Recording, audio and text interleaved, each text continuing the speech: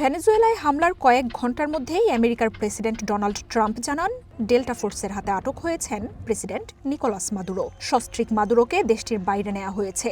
এরপরই পররাষ্ট্রমন্ত্রী Marco Rubio জানিয়েছেন, মাদক ও অস্ত্র মামলায় আমেরিকার আদালতে বিচারের মুখোমুখি করা হবে মাদুরোকে। ভেনেজুয়েলায় এই হামলা ও আগ্রাসনের ঘটনায় নিন্দা ও সমালোচনার বার্তা দিচ্ছে বহু দেশ। ক্যারিবীয় আরেক দেশ কলম্বিয়া ট্রাম্পের এই হামলাকে পুরো বিশ্বের জন্যই সতর্কতা বলে জানিয়েছে। ভেনেজুয়েলা ও দক্ষিণ আমেরিকা অঞ্চলের সার্বভৌমত্ব বিরোধী এই আগ্রাসন নাকচ করে দিয়েছেন দেশটির প্রেসিডেন্ট গুস্তাভো পেত্রো। হামলার পরই সীমান্তে সেনা মোতায়েন করেছে কলম্বিয়া।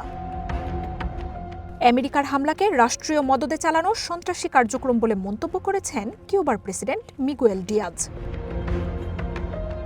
কারাকাসে হামলার তীব্র নিন্দা ও সমালোচনা করেছে আয়াতুল্লাহ খামেনির ইরান। নিকোলাস মাদুরোর দেশটিতে ওয়াশিংটনের সশস্ত্র আগ্রাসনে নিন্দা ও উদ্বেগ জানিয়েছে ভ্লাদিমির পুতিনের রাশিয়া। চলমান পরিস্থিতিকে আরও উস্কে না দিয়ে আলোচনার মাধ্যমে সমাধানের আহ্বান জানিয়েছে মস্কো। বাইরের কোনো দেশের বিধ্বংসী হামলার বদলে ভেনেজুয়েলার মানুষকে নিজেদের ভাগ্য নির্ধারণ করার সুযোগ দেওয়ার কথাও জানিয়েছে দেশটি।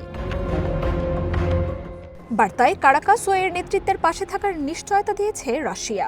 দ্রুততম সময়ের মধ্যে মাদুরোর আটক ও অবস্থানের ব্যাখ্যা চেয়েছেন ভ্লাদিমির পুতিন। এদিকে আমেরিকার রিপাবলিকান সেনেটর মাইক লি জানিয়েছেন, দেশটিতে মিলিটারি অ্যাকশন সম্পন্ন করেছে ওয়াশিংটন। স্টেট সেক্রেটারি মার্কো রুবিওর বরাত দিয়ে তিনি বলেন, মাদুরোকে আটকের মধ্য দিয়ে হামলার সমাপ্তি ঘটেছে। পরিস্থিতি গভীরভাবে পর্যবেক্ষণ করার কথা জানিয়েছে ইউরোপীয় ইউনিয়ন।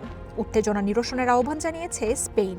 শান্তিপূর্ণ সমাধানের জন্য মধ্যস্থতায়ও আগ্রহ জানিয়েছে দেশটি।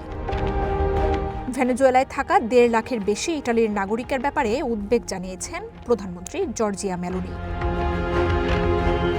এদিকে আমেরিকার এই হামলার সাথে নিজেদের কোনো সংযোগ নেই বলে স্পষ্ট করেছেন ব্রিটেনের প্রধানমন্ত্রী কিয়ার স্টারমার।